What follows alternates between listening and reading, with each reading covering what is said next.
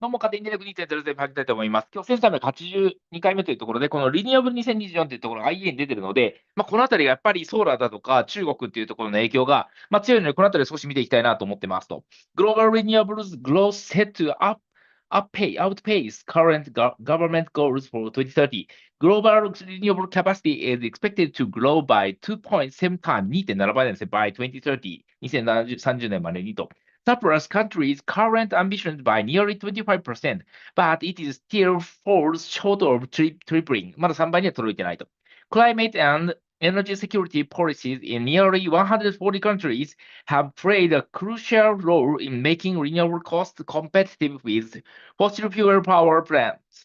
This is unlocking new demand from the private sector and the households, while industrial prices that encourage local manufacturing of solar panels and wind turbines are fostering domestic markets. However, this is not quite sufficient to reach the goal of tripling renewable energy capacity worldwide established by nearly 200 countries at the COP28 Climate Summit. Considering existing policies and market conditions, our main case is 5,500 gigawatts of new renewable capacity becoming operational by 2030.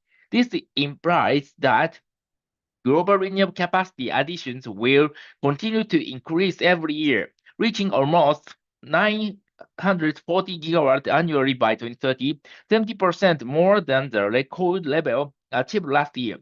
Solar PV and wind together account for 95% of all renewable capacity growth through the end of this decade due to their growing economic attractiveness in almost all countries. The strong pace of global progress on renewable expansion is signal and opportunities for countries to announce enhanced ambitions in the next round of nationally determined contribution NDCs due in 2025. Only 14 countries have explicit renewable capacity targets in the NDCs they had designed before COP28. In our main case, nearly 70 countries, which collectively account for 80% of global capacity, reach or surpass their current ambition for 2030.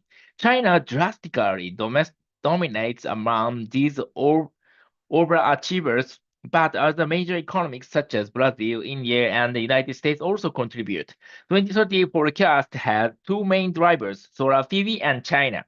China is set to cement its position as the global renewable leader, accounting for 60% or 60% まで over the expansion in global capacity to 2030. The country is forecast to be home to every other megawatt of all renewable energy capacity installed worldwide in 2030. After surpassing its end of the decade 1,200 gigawatt target for solar PV and wind 6 years early. Since ending feed-in tariffs in 2020, China's cumulative solar PV capacity has almost quadrupled, and the wind capacity has doubled, driven by cost competitiveness and supportive policies. China's success stems from comprehensive support for both large-scale and distributed renewable across all renewable technologies. The European Union and the United States are both forecast to double the pace of renewable capacity growth between 2024 and 2030, while India sees the forecast rate of the growth among large economies. The Inflation Reduction Act tax credit will continue to boost growth in the United States, while competitive auctions and corporate power purchase agreements are set to drive expansion in the European Union. Member countries' growth trends put the bloc's 600 gigawatt solar PV ambition for 2030 within reach, but more effort is needed for wind. In India, the rapid expansion of auction, the introduction of a new support scheme for rooftop PV, and the stronger financial indicators for many utility companies makes the country the fastest growing renewable energy market among large economies through 2030. New solar capacity added between now and 2030 will account for 80% of the growth in renewable power globally by the end of this decade. Adoption accelerates due to declining cost, shorter permitting timelines, and widespread social acceptance. Cost competitiveness and policy support also stimulate the growth of distributed applications among residential and commercial consumers as more households and companies seek to reduce their electricity bills. Despite recent supply chain and microeconomic challenges, the wind sector is expected to recover. Policy changes concerning auction design, permitting, and grid connection in Europe, the United States, India, and other emerging and developing economies are expected to enhance project bankability and help the wind sector recover from recent financial difficulties. The forecast sees the rate of global wind capacity expansion doubling between 2024 and 2030 compared with 2017 to 23. Hydropower capacity growth remains stable, driven by China, India, the ASEAN region, and Africa. The role of other renewables, including bioenergy, geothermal, concentrated solar power, and oceans, is expected to decline due to a lack of policy support. Hydrogen remains a negligible driver for new renewable capacity growth. Despite increased policy support, hydrogen produced from renewable energy is set to account for just 4% of total hydrogen production in 2030, mainly due to insufficient demand creation.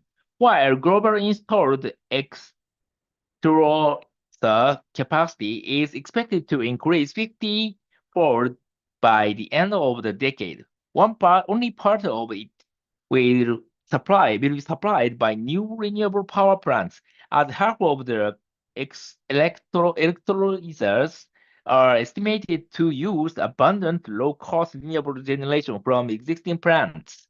Overall, hydrogen is forecast to drive only 43 gigawatts of new renewable capacity by 2030, or less than 1% of total global renewable capacity expansion. Tripling of global renewable capacity is within reach, but policy improvements are needed. Our accelerated case sees global renewable capacity reaching almost 11,000 gigawatts in 2030, laying out the pathway for meeting the tripling goal. In this case, China, Europe, India, and the United States collectively provide 80% of total installed capacity worldwide. The case sees China's addressing grid integration challenges and companies installing distributed solar PV systems at a faster pace, while in Europe and the United States, governments reduce long permitting timeline and stimulate investment in new grid capacity and flexible assets to unlock additional deployment. In India, policies addressing challenges such as land procurement, grid connection wait times, and the weak financial health of power distribution companies deliver additional growth. That untapped renewable potential in emerging and developing economies can be realized if policies improve. High financing costs reduce the economic attractiveness of renewables in most emerging and developing economies. Other key challenges include weak grid infrastructure and a lack of visibility over auction volumes. Measures to reduce risk, including by creating stable policy environments with clear long-term targets, can help unlock additional capacity.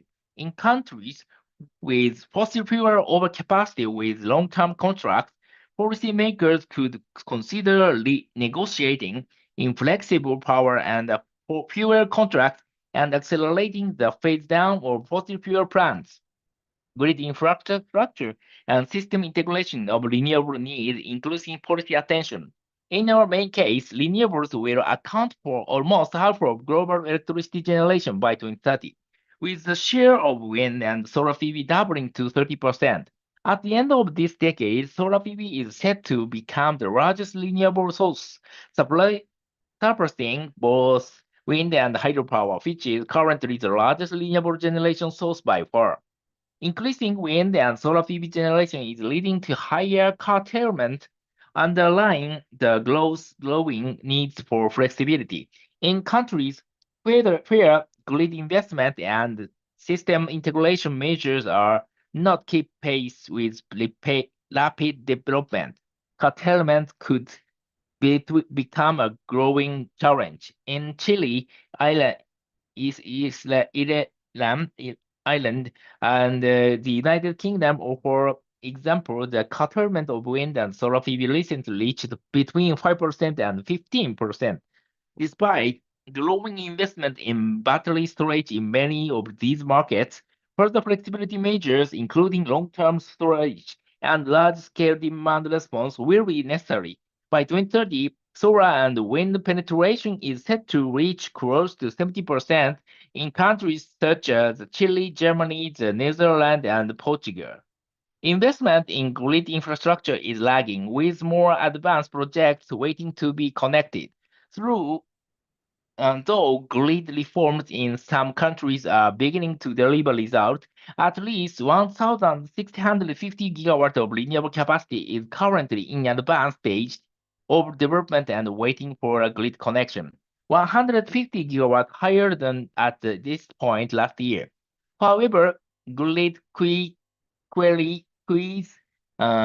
for projects at early stage of development have decreased, with projects either moving forward or dropping out of the quick queues, some without penalty due to lack of progress. Queues to integrate energy storage are also significant as development rises. Solar PV and wind manufacturing race countries, but dynamics are changing. Solar PV manufacturers are scaling back investment plans due to a deepening supply glut and record low prices. Global solar manufacturing capacity is expected to reach over 1,100 gigawatts by the end of 2024, more than double projected PV demand. This oversupply has caused module prices to more than halve since early 2023, leading to a negative net margin for integrated solar PV manufacturers in 2024. The challenging market conditions have resulted in the cancellation of about 300 gigawatts of polysilicon and 200 gigawatts of wafer manufacturing capacity projects valued at approximately USD 25 billion. Limited prospects of global demand catching up with supply exposes smaller manufacturers to bankruptcy risks. We estimate that 17% of global polysilicon and 10% of wafer manufacturing capacity could be considered at risk due to age and suboptimal production processes. Despite slower growth in supply chain capacity, it is still expected to significantly exceed installations in 2030. China's leadership in solar PV manufacturing will continue while industrial prices and trade measures stimulate the diversification. By 2030, China is expected to maintain more than 80% of global manufacturing capacity for all PV manufacturing segments. Meanwhile, solar cell and module manufacturing capacity also tripled in the United States and India. However, manufacturing PV module in the United States and India currently costs 2 to 3 times more than in China. This gap is set to remain in place for the foreseeable future. Policymakers should consider striking a fine balance between the additional costs and the benefits of local manufacturing, weighing key priorities such as job creation and energy security. In contrast, the wind turbine manufacturing sector needs more investment to avoid a supply chain bottlenecks by 2030. Global onshore wind manufacturing capacity could reach 145 gigawatts, very above expected installations in 2030, despite the incentives available in Europe, the United States, and Southeast Asia. For offshore wind, the situation is even more severe. Without new manufacturing projects, supply chain bottlenecks could delay the rollout of offshore wind in EU member states, which are pursuing ambitious 2030 offshore wind goals. Establishing criteria for awarding renewable power capacity beyond just prices is emerging as a new tool to avoid direct trade measures while pursuing multiple policy goals. In the half of 2024, almost 60% of all capacities awarded in auctions worldwide, including non-price criteria such as sustainability, such chain security, or energy system integration, double the level seen 5 years ago. While this approach may lead to higher awarded prices in the short term, it can support energy system optimization and various socio-economic goals at the domestic level. Rapid expansion of renewable electricity drives the decarbonization of industry, transport, and buildings. Renewable electricity uses in the transport, industry, and building sectors accounts for more than three-quarters of the overall rise in forecasted global renewable energy demand. This increase boosts the share of renewable in final energy consumption to nearly 20% by 2030, up from 13% in 2023. However, almost 80% of global energy demand will still be met by fossil fuels. Outside of electricity, renewable fuels, including liquid, gaseous, and solid bioenergy, as well as hydrogen and fuels, account for 15% of the forecasted growth. Other renewable energies, such as ambient heat, solar thermal, and geothermal, account for a remaining share. The pace of renewables growth in transport, industry, and building doubled to 2030 compared with the rate from 2017 to 2023. For transport, renewable electricity accounts for half of this growth, led by electric vehicle adoption and followed by biofuels, with small contributions from biogases, hydrogen, and fuels. Nevertheless, renewables share in transport only increases by 2 percentage points to 6% in 2030.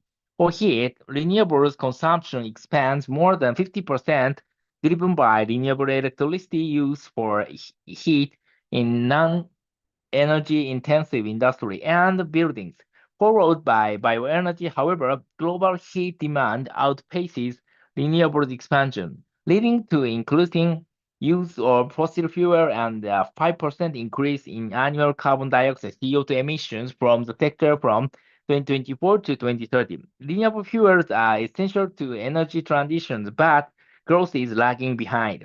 The share of renewable fuels in total energy demand remains below 60% in 2030, despite accelerating growth. Demand is poised to expand in all regions, but it is concentrated in Brazil, China, Europe, India, and the United States, which collectively support two-thirds of the growth due to dedicated policies to support the uptake of several, and in some cases, all renewable fuels. Bioenergy accounts for almost all renewable fuel growth through 2030. Bioenergy use expands the most in industry, followed by transport and then building. Modern bioenergy is less expensive than hydrogen and in fuels, and strong policy support is already in place in many regions. For instance, more than 60 countries have rigid biofuel policies, whereas only the Europe Union and the United Kingdom have fuel requirements. Road biofuels remain dominant, but aviation and maritime consumption is accelerating. New policy for aviation and maritime biofuels support over 30% of the new demand in the transport sector overall. Biofuels in the aviation sector are forecast to climb to near 2% of total aviation supply by 2030, up from near zero in 2023, supported by mandates in the European Union and the United Kingdom and incentives in the United States. In the marine sector, EU legislation drives growth, bringing biofuels to nearly 0.5% of international shipping demand. Modern solid bioenergy will still account for more renewable fuel growth and use in 2030. Solid bioenergy is mostly used for heat, with three-quarters of increase over the forecast period from the industrial sector, mostly reflecting expanding sugar and ethanol production in India. The remaining growth results primarily from the rollout of improved biomass cooking and heating stoves in sub-Saharan Africa, India, and China. Demand for biogases increases by 30%, led by the United States and the European Union. India and China are building infrastructure and feedback supply chains for future acceleration. The main driver in the short term is biomethane used in transport, supported by policies rewarding lower carbon intensity or waste feedstock. Policies are generating demand for renewable hydrogen and e-fuel use in transport. By 2030, near 40% of renewable hydrogen demand is set to be from the transport sector, driven by policies primarily in the United States, Europe, and China. The remaining 60% will be used primarily for feedstocks to replace existing hydrogen uses from fossil fuels in refineries and in the chemical and fertilizers industries, and for low emissions hydrogen steel production. Renewable fuels require dedicated policy support to align with the IEA's scenario for achieving net zero energy sector emissions by 2050. To align with this pathway, renewable fuel adoption must nearly double by 2030. However, under today's market conditions, it is projected to grow by only 20%. High cost remain a major obstacle to faster deployment, and additional efforts are needed to foster innovation, strengthen supply chain, and implement sustainability measures. Accelerating deployment will depend on governments enacting policies to close the cost gap with fossil fuels, promoted innovation, build resilient supply chains, implement sustainability requirements, and remove fossil fuel subsidies. That's all.